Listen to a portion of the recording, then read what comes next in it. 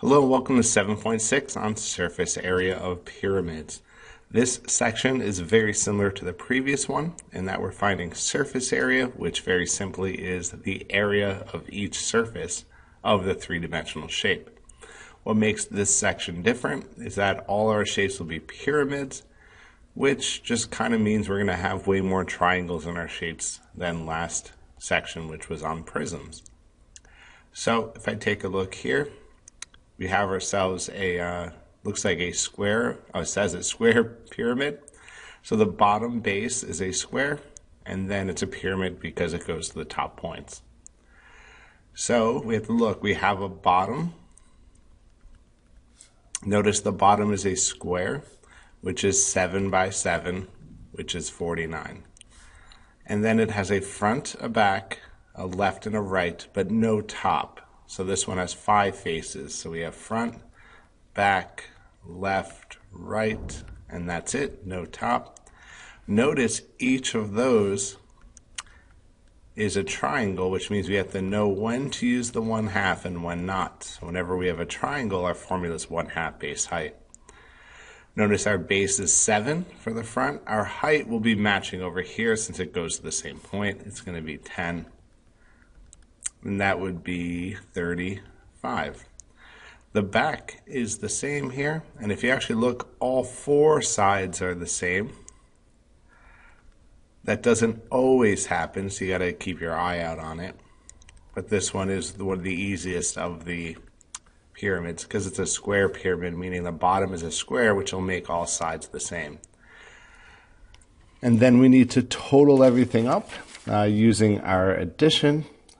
And we actually look at it, and the ones column we got 5, 10, 15, 20, 29, carrying a 2, so we're going to get 6 here, to 9, to 12, to 15, to 18, 189, and again it's meters squared. The next one asks you to draw a net of the square pyramid. A net is basically a 2D representation of the 3D shape. So basically, if we take in the pyramid and we unfolded it and we flattened it, like if it was a box, we flattened it out. So what you would see if you flatten it out is there's the base, the bottom, the square, and then if we unfolded it, each to the side, we'd have a triangle there, a triangle there, a triangle here, and a triangle here. So if we folded it back up, it would fold into this shape above. So that's what a net looks like. It takes a little visual skill to kind of figure out what it would look like if you unfolded the box. Find the surface area of the triangular pyramid. We're going to assume the side lengths of the base is equal. So notice on the bottom is a triangle. So we have a bottom here, which is a triangle, and then I'm not sure if it has a front. It looks like it has a left and a right, and it has a back. So this one only has 4 faces. Again, the bottom, left, right, and back, because it has the bottom and then 3 sides coming up from it since the bottom is 3 sides. Notice every one is a triangle here, so we're going to need the 1/2 in each part. The bottom would be a base of 6, and notice it says the height has the arrow here. This is pointing at it is 5.2, so this is going to be a little bit of a tough calculation. The left side would have a base of 6, because it says all side lengths of the base are equal, and a height of 8. The right side base of 6 and height of 8, and the back will have, because it's another side but it says the same, base of 6, height of 8. 1/2 of 6 is 3. 3 times 8 is 24. I'm going to save the hard one for last. It's not too bad. 1/2 of 6 is 3. 3 times 5.2 would be 15.6. And now we need to total them all up. And if we add all these up here, it looks like we get 24. Well, let's just add first of all, we get 0.6 at the end, very clearly, because we got to line up our decimal. 4, 8, 12, 17.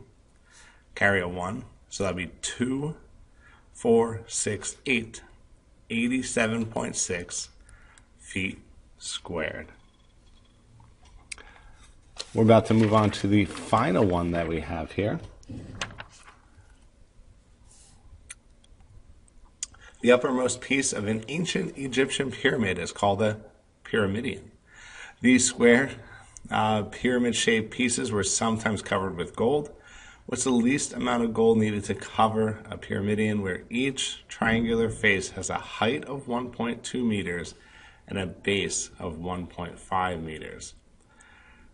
That's tough. So these square pyramid shapes, so for it to be a square pyramid means the base is going to be a square, and each of our 4 vertices will go to the top vertex. 1, 2, 3, 4. So this picture mimics number 1. The bottom is a square, and let's see here. The base is 1.5, it says. So since it's a square, 1.5 on both sides. And each triangular face is 1.2. So that would be like from here to here, but along the face, which is going to be hard for me to draw, so I kind of drew it on the outside. So very similar to the first one. This one has a bottom, that's a square, and that's 1.5 by 1.5. It has a front, a back, a left, a right, and each of these is a triangle. So they're each going to need the 1/2 times the base, which is 1.5. I'm going to change our symbol for multiply since we have all these decimals. So base is 1.5 on each side, and the height is 1.2. And this calculation is going to be a little annoying, but we'll get through it. You may want to pause and calculate on your own. Big move. 1.5 times 1.5, 15 times 15 is 225. But there are 2 decimal spots, so it gets to 2.25 because we had to do a double scoop. See that being a common mistake here. Half, depends what you want to do here. I would probably do half of 1.2. Half of 1.2 is 0.6. And if we're multiplying that by 1.5, that's not going to be terrible. 6 times 5 is 30, carry a 3. 90, but again there are 2 decimal scoops, so that is actually 0.9, and notice I'm trying to line up the decimal point in each one.